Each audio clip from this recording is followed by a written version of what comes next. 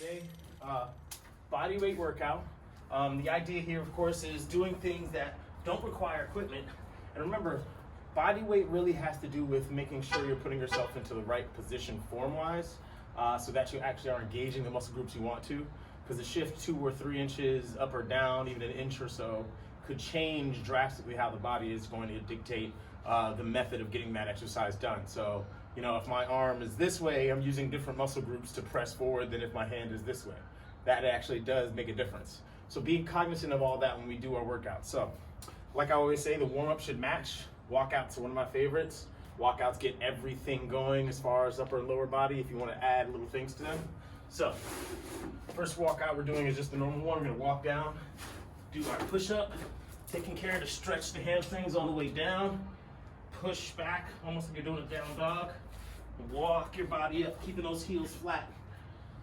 Remember, you're looking for small adaptations, so you know, if you can reach further and further down to the ground every time you do the walkout until you can touch it, then that's, again, building up the body for new tasks. So stretch as far as you can, bend the knees if you need to.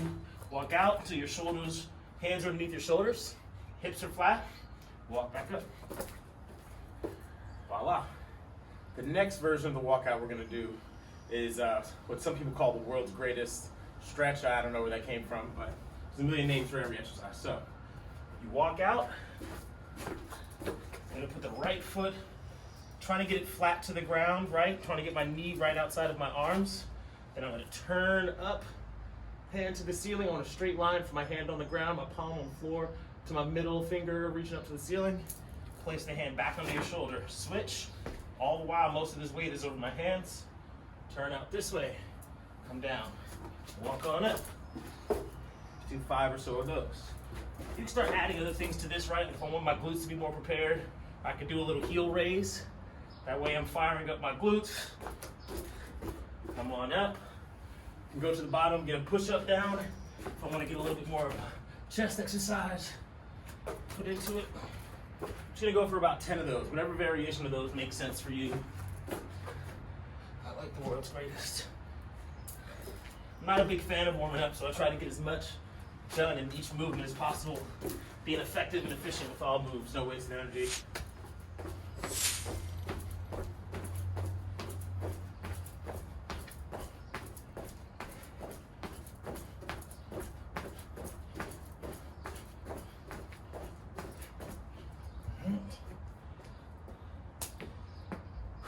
Next movement we're doing is called the reach.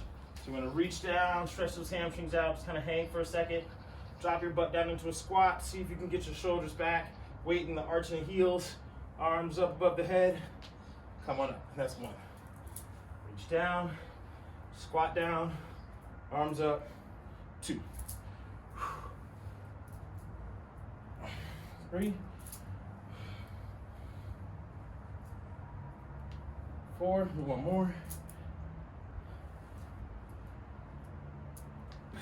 5. Now we're ready.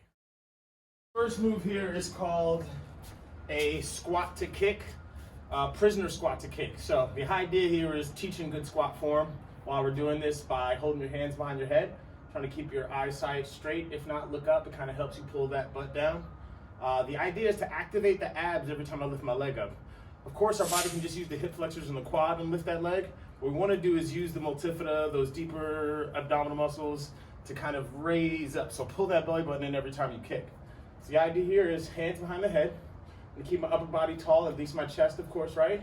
I'm gonna squat, drive straight into a straight leg kick, toe to the ceiling, land on that leg in that squat, come up to the other side. Squat, kick, squat, kick.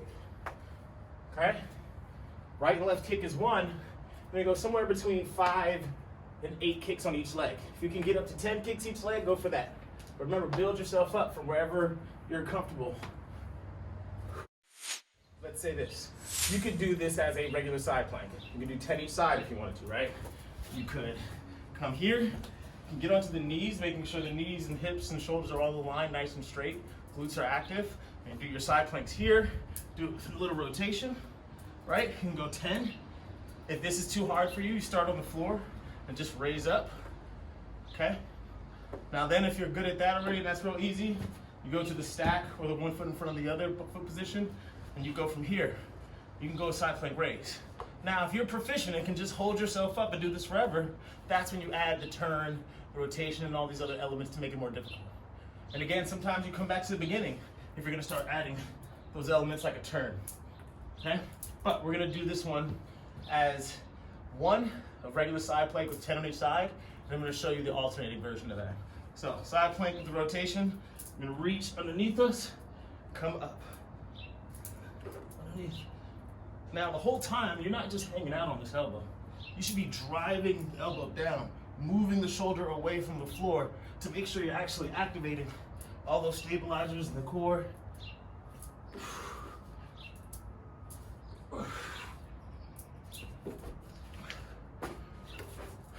Now, the rotating side plank. That's where we're gonna add that element in, but we're gonna actually make it a little bit more dynamic, or a little more complex for us. If we're already proficient at a lot of these other versions of it. So, you'll start, arms stacked like so, because you need to be able to have that stability set up and that base of support set up as you rotate to each side. So I rotate to one side, turn my feet over at the bottom, lay side, boom, come down, go to the other side. I'm gonna go left and right. We're gonna go this for about 10 each side or 30 seconds. That part is up to you.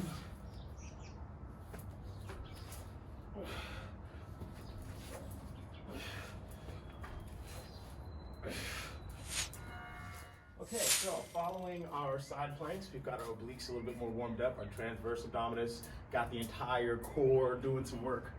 Then again, we move on to something that makes sense. We're gonna do our reverse lunge so we can get our legs active again, rather than just being stationary or isometric, meaning they're not changing length, they're tense, but they're not actually contracting and releasing. We're gonna do a reverse lunge to a balance. Hands are gonna be in the prisoner position. The idea again is making sure our upper body and our core are doing the work. We're not compensating, leaning forward or back. So your hands are behind your head. You're gonna go back into your reverse lunge, so feet start together. Step back, so both knees are at 90 degrees. And then when I come up, I'm gonna do like a crunch in the air, pulling my belly button in to lift my leg up, not just using my hip flexor or my quad. So we can get a little bit of a crunch going. Now, you can do this in 3 stages, based off of how good you are. You can go back, lunge, stop, crunch, completely fine. As you get proficient at that, you wanna try to go directly back into your lunge and up. Stop here if you need to. But you really wanna be able to try to go directly from lunge into lunge. Getting the abs active every time that leg raises up, so that knee's out in front of you, foot's out in front of you. And then of course you can add a little rotation if you feel like you need a little bit more out of the move. We're gonna go for about 10 to 15 each leg. Okay, last but not least, we're gonna go back to our upper body, right? Again, keep the theme going of the abs being active, getting a little bit of core work in. And again, you're working on a pace that's comfortable for you. If you want it to be a little more metabolic and get a little more cardio out of it, then you're gonna be going on 30 to 45 seconds per movement. As far as like exercise, 30 seconds of rest, exercise, 30 seconds of rest. After a whole round, you can give yourself about a minute. Get through 4 or 5 rounds. That should be enough to give you a pretty solid workout. The muscle should be a little bit strained. Your breath should be a little bit short. You should have been in a little bit more of a metabolic range as far as the workout goes, and that's helpful for burning fat. But of course, all these moves are still teaching stability, joint mobility, muscular strength, as well as endurance. Trying to tap all those different elements, especially when you're doing bodyweight work, is really important. So, the marching push-up, which looks easier than it is, and I promise you that. The idea here is you're gonna get into your regular push-up position, and you're going to pull that knee up every time you do a push-up at the top. So it's only 1 knee per push-up. So I'm gonna go push-up, tuck in as I get to the top. Reach back out. So my arms are moving as my leg is moving. Right and left is 1. And you try to go for 10 crunches each leg or 20 push-ups. Build yourself up to that. And as you can see, when I tuck in my knee, my back rounds, I'm really putting my belly button in. Otherwise, what I'm doing is just raising my heel to my butt, not using my abs at all, or doing this, okay? Push up, knee tuck. All right, so in closing, as we look at the order of operations of the moves we do, we're looking at things like what movement or muscle group is warm, mobilized, and prepared to do what I'm doing next? Am I overusing the same muscle in the same direction? Am I changing energy systems? Am I going from something that's about power and heavy lifting to something that's about cardio? And making sure that those movements align correctly so that you're not asking your body to go all over the place and therefore lose out on the adaptations you're trying to gain. Planning, planning, planning, and then execution. The greatest workout programs in the world are only as good as your ability to do them, and only as good as they match your ability and your goals. So making sure the specificity is there, and then putting the exercises in the right order. If I'm gonna go from the treadmill to the bench press, treadmill is great. Is it preparing my chest to push something vertically? No. You know, make sure you're thinking about those things as you see these workouts online and you're trying to figure out what matches your needs. One, be realistic and learn where you're really at. Get a good baseline. And then two, don't be afraid to pick the thing that's a little bit out of your comfort zone and look for ways for you to manage it until you're prepared to do the hardest version of it. But that's all relative to each one of us. So don't get discouraged. Everybody starts somewhere, unless you're LeBron, then you're just bored of monster. Luckily, there's only one. Feel me? Good day.